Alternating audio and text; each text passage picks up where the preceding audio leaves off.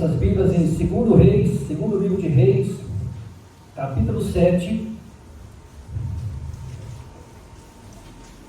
Segundo livro de Reis, capítulo 7.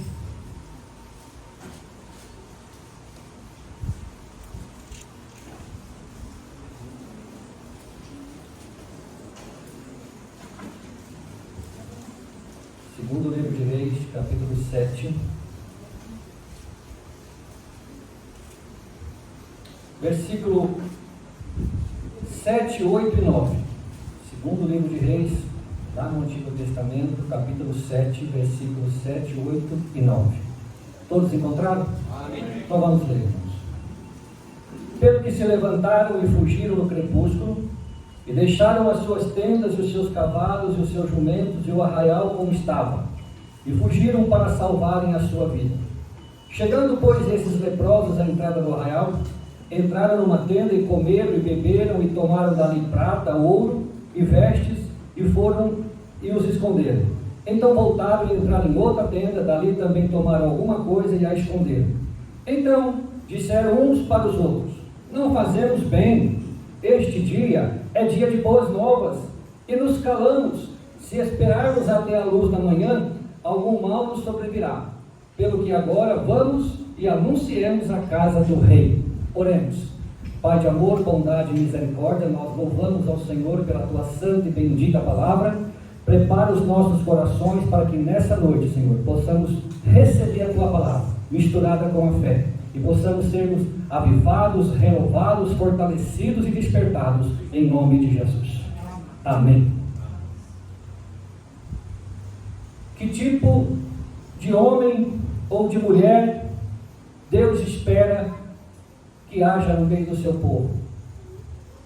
A mensagem de hoje, embora nós vamos usar aqui uma passagem bíblica, mas depois nós vamos aplicá-los a cada um de nós, o que nós podemos fazer para o reino do Senhor.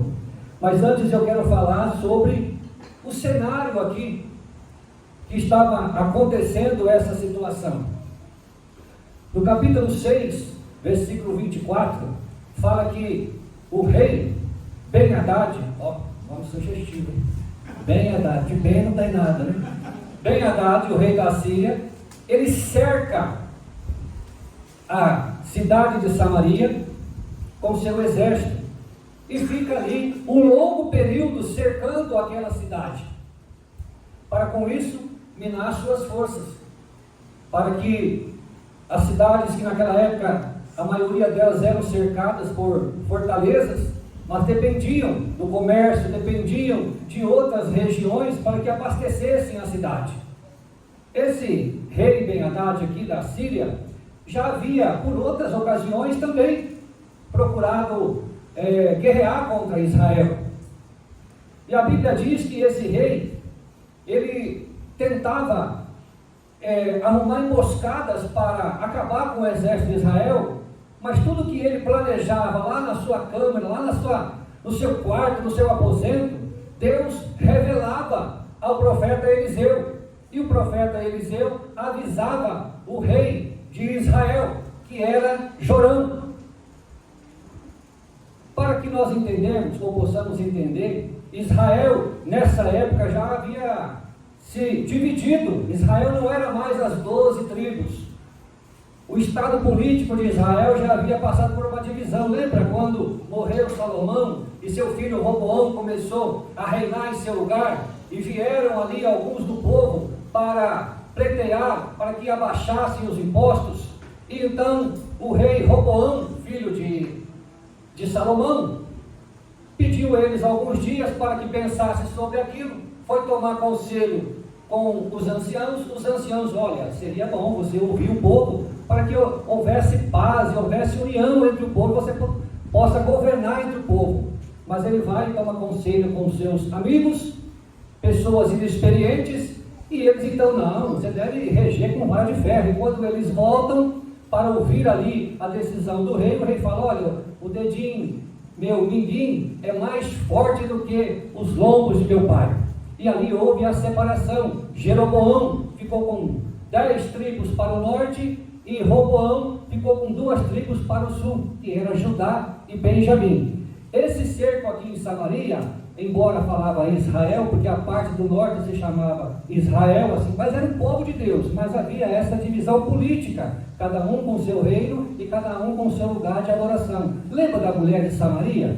Quando ela falou assim, escuta, Senhor, uns falam que é lá, os judeus falam que é em Jerusalém, e os samaritanos falam que é aqui em Samaria. E aí Jesus fala, nem um lugar nem no outro, a adoração não está no lugar geográfico, né? A adoração está aqueles que adoram a Deus em espírito e em verdade. Então havia esse entendimento e havia essa situação política naquela época. Os reinos do norte, eles sofreram mais, porque os reis que governavam naquela época eram reis que desobedeceram mais a palavra de Deus. Os reinos do sul duraram um pouco mais, né? Porque alguns deles ainda temiam o Senhor. O reino do sul nessa época aqui era Josafá. Josafá era um homem temente a Deus. Agora, Jorão, quem era Jorão? Jorão era o rei de Israel, dessas 10 tribos. E quem era Jorão? Filho de Acabe, filho de Jezabel. E a Bíblia diz que ele foi um mau rei, né? Ele também andou nos caminhos do seu pai, ele afastou o povo de Deus. E então agora vem o rei da Síria tentar ali como um castigo, né? Deus permitia como um castigo para que o povo voltasse a Deus. E esse rei da Síria, quando ele planejava aquelas emboscadas para acabar com o exército de Israel, e Eliseu, o profeta, ele avisava o rei, e então não acontecia nada, eles não passavam por ali. O rei da Síria falou, não, tem algum traíra entre nós, alguém está nos traindo, porque nós planejamos uma coisa, uma emboscada, não foi nenhuma nem duas, foi várias, e não aconteceu nada, tem alguém nos traindo. Alguém falou, não, tem um homem de Deus, tem um profeta lá, e ele manda o exército lá também, né, para prender Eliseu. E aí quando amanhece a cidade ali onde Eliseu estava, quando o moço de Eliseu vê aquele exército, fala, meu Senhor, o que vai ser de nós? Aí ele fala, maior que está conosco, que ora para que abra os olhos daquele moço, e ele vê que realmente o exército de Deus e anjos, carros estavam ali, né? E aí Eliseu ora a Deus, e aqueles soldados, aquele exército da Síria, eles são cometidos de cegueira, e aí conduz eles lá para o centro de Samaria, e chega lá, ora, desvenda os seus olhos, e quando eles vêem, está no meio de Samaria, mas ali, quando Jorão fala, podemos matar, pai? Ele fala, não, mata o que você capturar, esse aqui não, nós vamos dar comida e vamos dispensar eles. Bom, passado esse episódio, agora ele cerca novamente, não se sabe mais quanto tempo durou isso, mas ele cerca novamente agora Israel, Samaria, e agora ele usa uma tática diferente, minando as forças do povo de Deus. E aquele cerco perdurou por muitos dias, a ponto, irmãos, de trazer miséria, de trazer fome, de trazer desespero. Mas alguém pode falar, mas esse ponto, olha só o versículo 25 do capítulo 6, que nos diz assim, fica com a sua Bíblia aberta. Houve grande fome em Samaria, porque eis que cercaram, até que se vendeu uma cabeça de jumento por 80 peças de prata, e a quarta parte de um cabo de esterco de pombas por 5 peças de prata. Não sei se alguém já comeu cabeça de jumento. Aqui vai, olha, tem gente que fala assim, eu não como isso, eu não como aquilo. Se eu estivesse aqui nessa cidade, você comia. Uma cabeça de jumento por 80 peças de prata. E uma xicrinha, uma medidinha de esterco de pombo por 5 peças de prata. Segundo os historiadores, se fazia desse esterco de pombo farinha para o povo comer. Olha a situação que estava, a miséria, estava minando ali as forças mesmo do povo de Deus. No versículo 26, fala que o rei estava passando ali pela muralha, né, pelo muro da cidade, porque o rei, as notícias chegavam até ele. Olha, a situação está ficando feia. Só temos alguns cavalinhos aqui, o resto do povo já comeu tudo. A cidade está com muita fome, com muita miséria. Então o rei sai ali pelo muro para ver a situação da cidade. E a situação piora. Tem como piorar? Tem como piorar. No versículo 26 diz assim, sucedeu que, passando o rei pelo muro, uma cidade lhe bradou dizendo, acode-me, ó rei meu senhor. Uma mulher, quando viu o rei, diz, acode-me, ó rei meu senhor. Me acode, me socorre. E aí ele fala, se o Senhor não te acode, se o Senhor não te acode, de onde eu vou te acudir? Quer dizer, da eira, do lagar, não tem mais nada, não tem como te acudir. E aí, no versículo 28, ele se aproxima dessa mulher e fala: o que tens, mulher? E aí, irmão, se não estivesse escrito na Bíblia, nós não iríamos acreditar. Essa mulher chega para o rei e fala: ó rei, está aqui essa mulher aqui, e nós combinamos, vamos matar o meu filho. Depois de comer o meu filho, aí nós vamos matar o seu e comer o seu. Irmãos, olha que situação, jamais Israel passou por isso. Jamais o povo de Deus passou por uma situação dessa, de canibalismo, de se matar uma pessoa para se alimentar dela. Parece coisa de filme, né?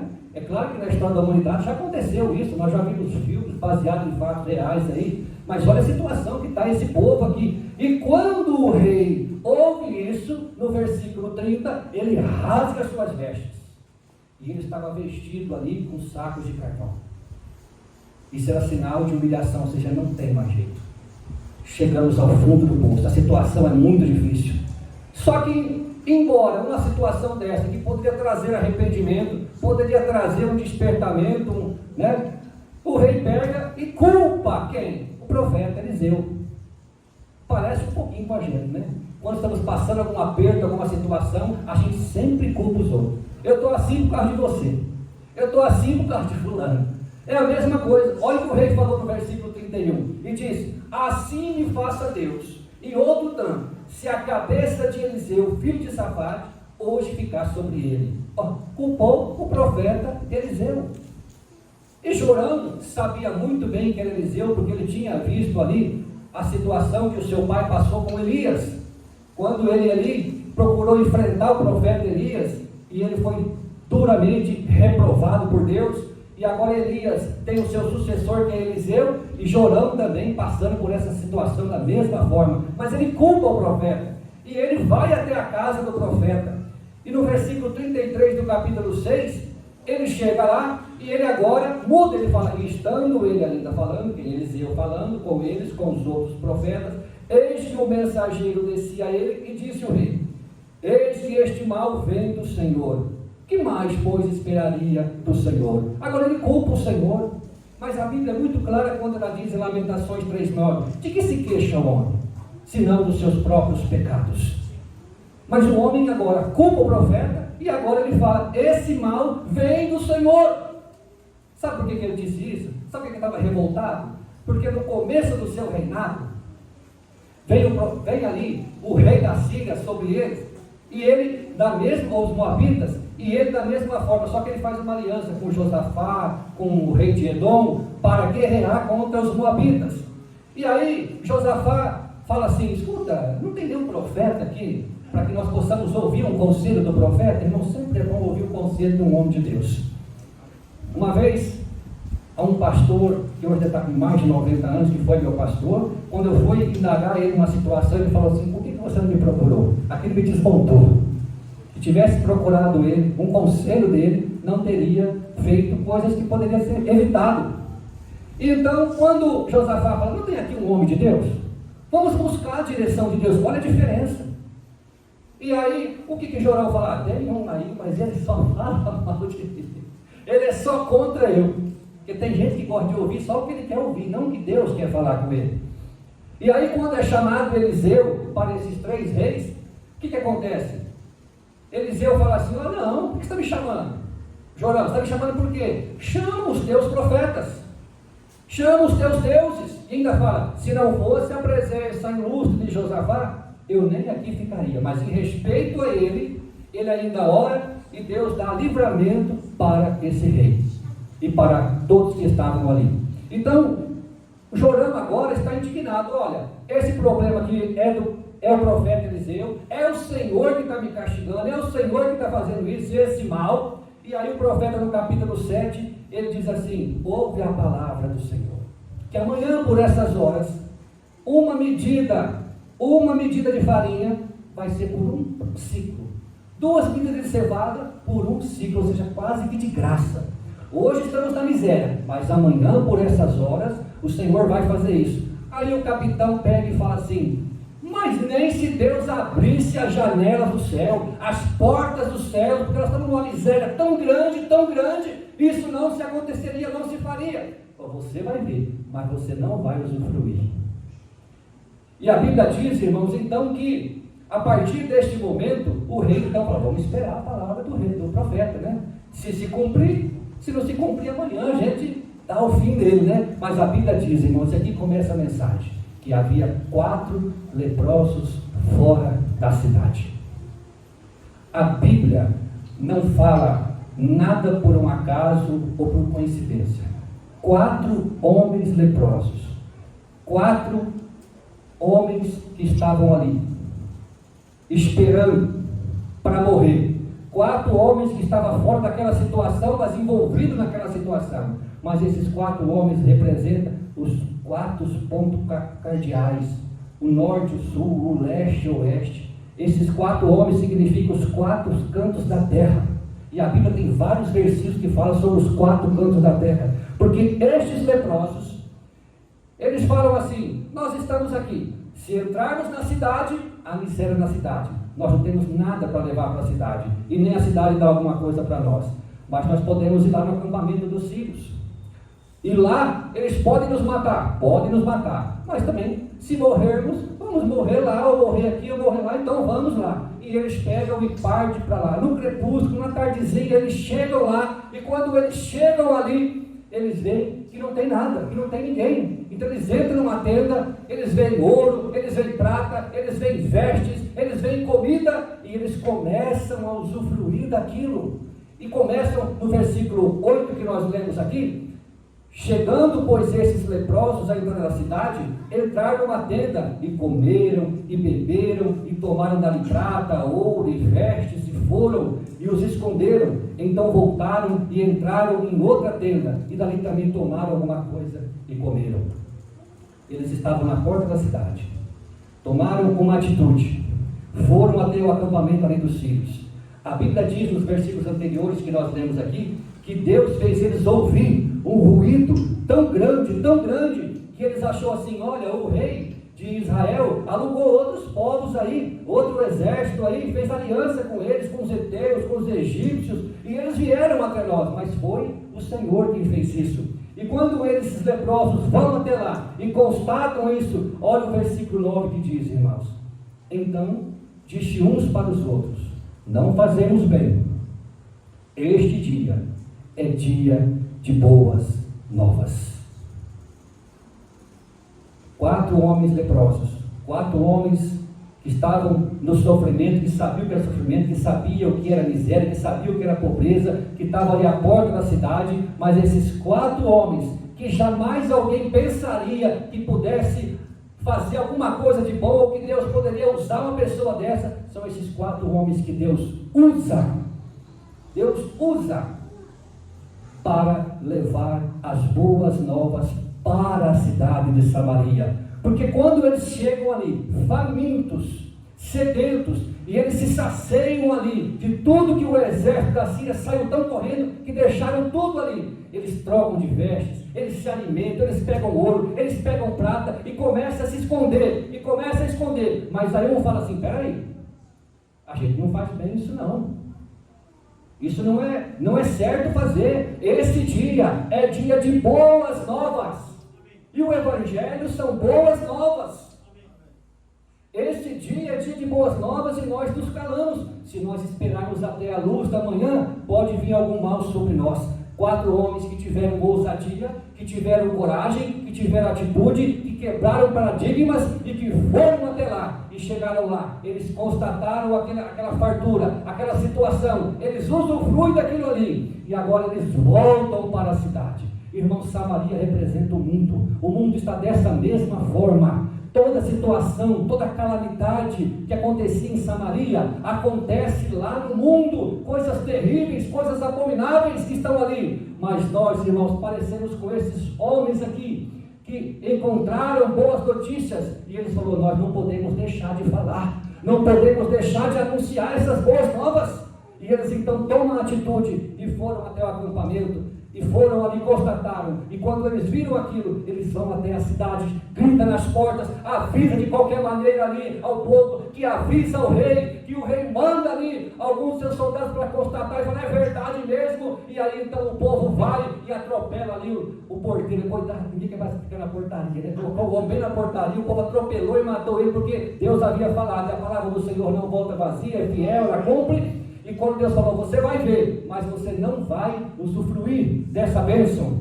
Agora o que eu quero chamar a atenção, irmãos, os 4 leprosos, os 4 pontos cardeais da terra, os 4 cantos da terra.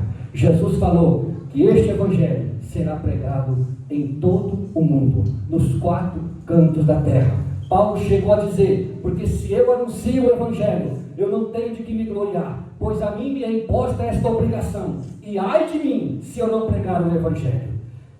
Em Atos 1:8, o Senhor diz na sua palavra, que nós somos testemunhas dele, tanto em Jerusalém, como em Judeia, Samaria e até os confins da terra. Em Romanos temos vários versículos, alguns deles falam que o evangelho é o poder de Deus, irmãos. E aqui, a mensagem de boas novas desses 4 leprosos, trouxe salvação, trouxe pão, e nós temos também nos fartado do pão da vida, que é Cristo, e agora nós temos que compartilhar este pão para aqueles que estão famintos do mundo.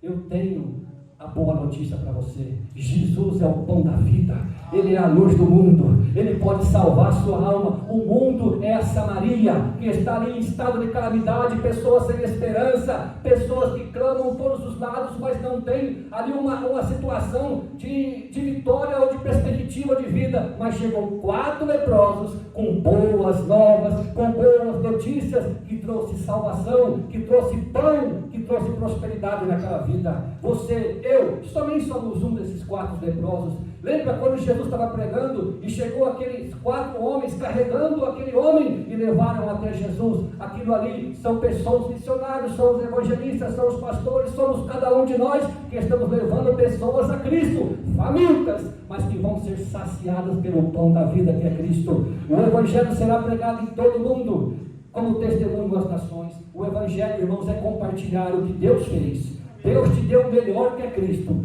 para você desfrutar, mas para você compartilhar também.